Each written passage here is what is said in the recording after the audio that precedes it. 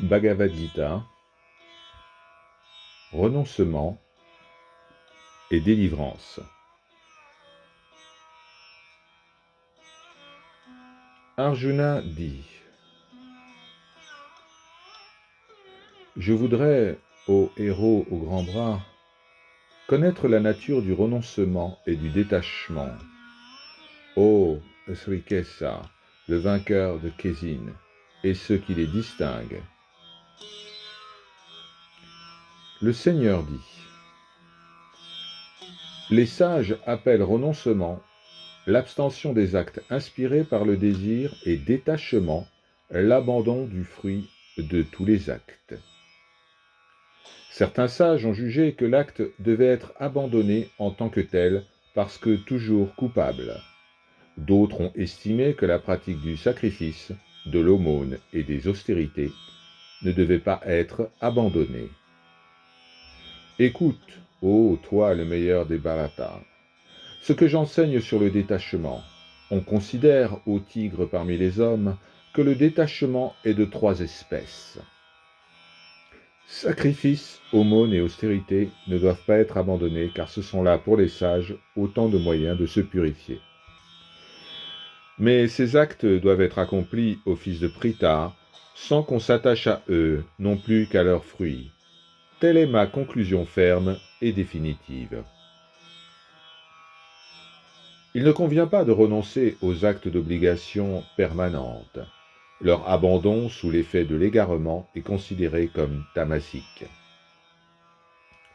Celui qui s'abstient d'un acte quelconque parce qu'il redoute la souffrance physique qu'il comporte, celui-là agit sous l'empire du rajas et ne saurait cueillir le fruit du détachement. Quand on s'acquitte d'un acte prescrit au Arjuna pour la seule raison qu'il doit être accompli, sans attachement et sans égard pour ses fruits, c'est là le renoncement de caractère sattvique. Le renonçant pénétré de sattva, sage et affranchi de doute, n'éprouve pas plus de répulsion pour un acte pénible que d'attrait pour un acte agréable. Un être incarné, en effet, ne peut totalement renoncer à agir. Le vrai renonçant est celui qui renonce au fruit de ses actes. Le fruit des actes est de 3 espèces, indésirable, désirable et mélangé. Il échoua après la mort à ceux qui n'ont pas pratiqué le renoncement, mais jamais à ceux qui l'ont pratiqué.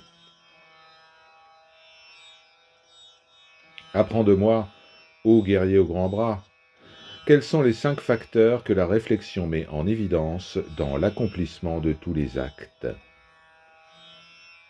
Ce sont la base corporelle, l'agent, les divers organes, les diverses fonctions particulières et enfin, en 5e, le destin. Dans toute action, juste ou injuste, qu'un homme accomplit par le corps, la parole ou l'esprit, ces 5 facteurs sont à l'œuvre. Dans ces conditions, celui qui, par immaturité de jugement, se considère comme le seul et unique auteur de ses actes, celui-là voit mal, il se trompe. Celui qui a dépassé le sens de l'ego et dont le jugement n'est pas perverti, celui-là peut bien faire périr toutes les créatures, il n'est pas pour autant un meurtrier et il ne se charge d'aucune chaîne. Un savoir, un objet à connaître et un sujet connaissant, tels sont les 3 éléments qui préparent à l'action.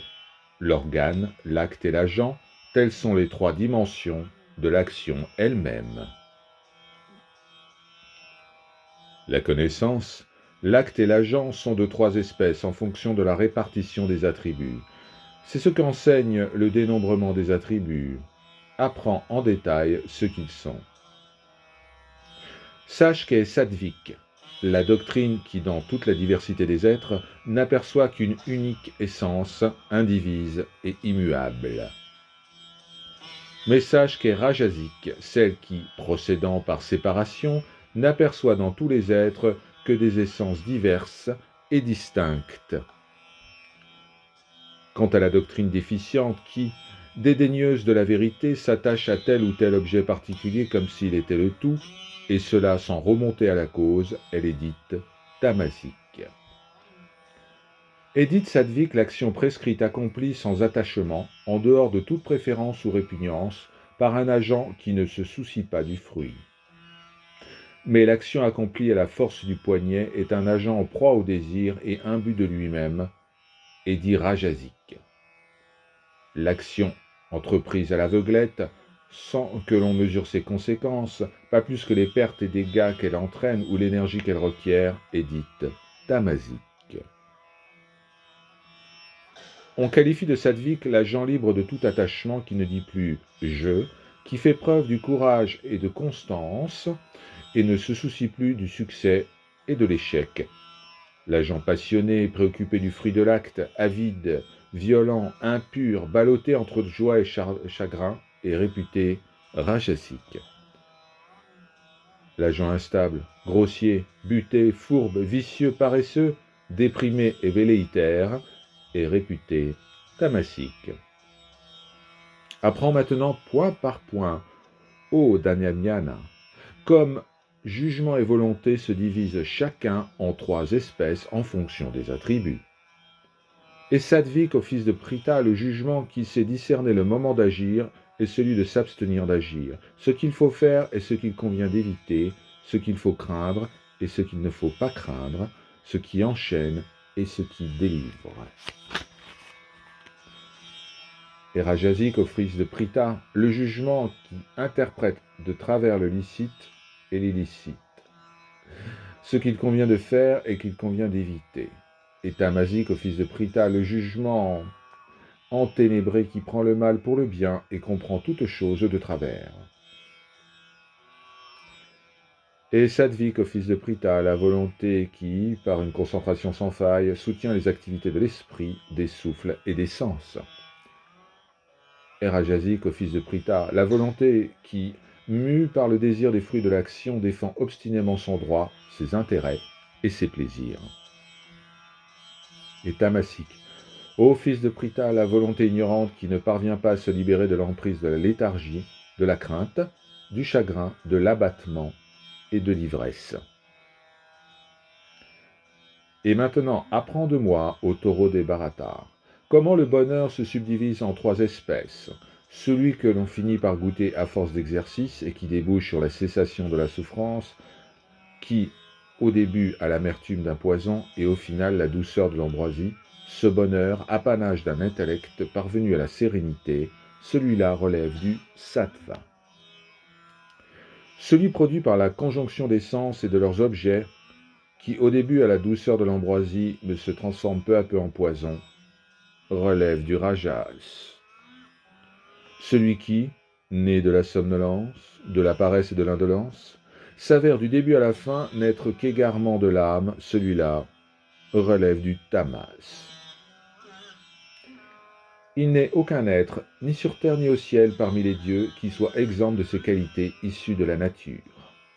Les œuvres propres aux brahmanes, kshatriya, vaisya et sudra, ô tourment de tes ennemis, se répartissent en fonction des qualités propres à la nature des uns et des autres. Tranquillité, maîtrise de soi, ascèse, pureté, patience, droiture, connaissance, discernement et foi dans les Védas sont l'affaire du Brahmine, en tant qu'expression de sa nature propre. Vaillance, audace, constance, adresse et intrépidité au combat, libéralité et autorité sont l'affaire du Kshatriya, en tant qu'expression de sa nature propre. Labourage, soin des troupeaux et négoce sont l'affaire du Vaisya, en tant qu'expression de sa nature propre. Le service des autres castes est l'affaire du Sudra, en tant qu'expression de sa nature propre. C'est en se consacrant à son œuvre propre que l'homme trouve son accomplissement. Laisse-moi t'expliquer comment cela se produit. C'est en honorant par l'exécution de son devoir propre celui qui est à l'origine des créatures et par qui tout cet univers a été déployé que l'homme trouve son accomplissement. Mieux vaut accomplir, fût-ce médiocrement, son devoir propre qu'accomplir même parfaitement celui d'autrui. En accomplissant le devoir qui vous assigne la nature, vous ne vous chargez d'aucun péché. Nul ne doit au fils de Kunti se dérober à l'œuvre conforme à sa nature propre, même si l'exécution en reste imparfaite. Toute entreprise, en effet, est grévée d'imperfections, comme le feu se voile de fumée. L'esprit libre de tout attrait, maître de soi, affranchi de tout désir, on parvient par le renoncement à la perfection du non-agir. Apprends de moi en bref, ô fils de Kunti, comment, en atteignant cette perfection, on accède par là même au Brahman, ce qui représente la culmination de la connaissance. Celui dont l'intelligence est éclairée, qui se maîtrise par la fermeté de sa volonté et qui s'est dépris des objets sensibles, sonores ou autres, qui, frugal, a dépassé la dualité de l'attraction et de la répulsion, qui se tient dans la solitude, contrôle ses paroles, ses pensées, ses actions, s'adonne à la méditation en pratiquant un perpétuel détachement, qui s'est affranchi de l'ego, de la violence, de l'orgueil, du désir, de la colère, de l'esprit de possession, qui est désintéressé et apaisé, celui-là est mûr pour se fondre en Brahman. Identifié au Brahman, l'âme sereine, il ne s'afflige ni ne désire quoi que ce soit. Équanime envers tous les êtres, il se voue à moi d'une dévotion suprême. À travers cette dévotion, il me reconnaît dans ma réalité et ma grandeur, et, dès l'instant où il vient à me connaître tel que je suis, il pénètre en moi. Bien qu'engagé sans cesse dans toutes sortes d'actions, celui qui a pris en moi son refuge obtient par ma grâce l'éternel et impérissable séjour. Voué à moi, ayant déposé en esprit tous les actes en moi, prenant appui sur le yoga de l'intellect, garde sans cesse ta pensée fixée sur moi. Si tu ne penses qu'à moi, ma faveur te fera franchir tous les obstacles, mais si, trop imbu de toi-même, tu ne m'écoutes pas, tu iras à ta perte. Si dans ton égocentrisme, tu te dis « je ne combattrai pas », ta résolution est vaine, car ta nature de Kshatriya l'emportera. Asservi au fils de Kunti, aux tâches découlant de ta nature propre, tu feras malgré toi ce que, dans ton égarement, tu te refuses à faire. Le Seigneur, ô Arjuna, réside au cœur de tous les êtres, les faisant tournoyer par sa maya comme s'ils étaient juchés sur des manèges. De tout ton cœur, ô Bharatide, prends refuge en lui. Par sa faveur, tu accéderas à la paix suprême de l'éternel séjour. Je viens ainsi de te révéler cette connaissance, le mystère des mystères. Médite-la sous tous ses aspects et agis ensuite comme il te plaira. Une fois encore, prête l'oreille à ma parole suprême, de toute la plus secrète, tu m'es cher à tout jamais, aussi vais-je parler pour ton bien.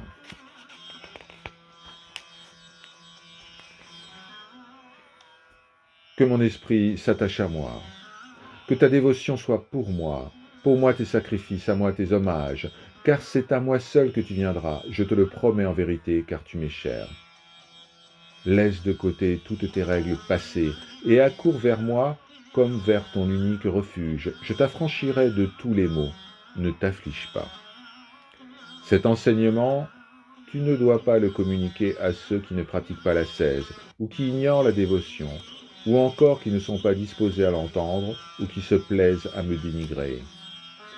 Mais celui qui répandra ce mystère suprême parmi mes fidèles, faisant lui-même preuve d'une parfaite dévotion à mon égard, celui-là, assurément, entrera en moi. Nul autre que lui parmi les hommes ne fera œuvrer ou une œuvre qui ne soit plus agréable, nul ici-bas ne me sera plus cher.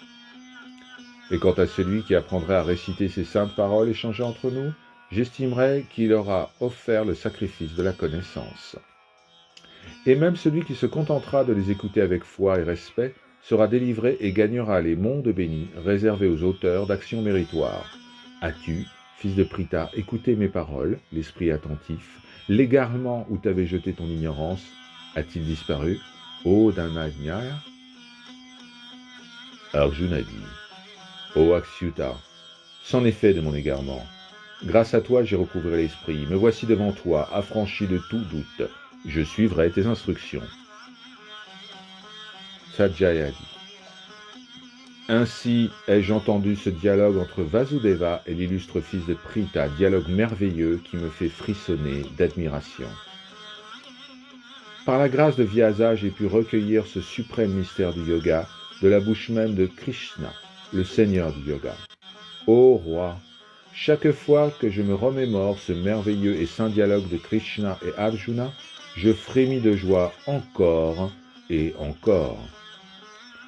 Et chaque fois que me revient en mémoire la forme sublime de Hari, l'émerveillement m'envahit et je frémis de joie encore et encore. Là où sont Krishna, le seigneur du yoga et l'archer fils de Pritha, réside à jamais la fortune, la victoire, la prospérité et la bonne politique. Telle est mon inébranlable conviction. Om.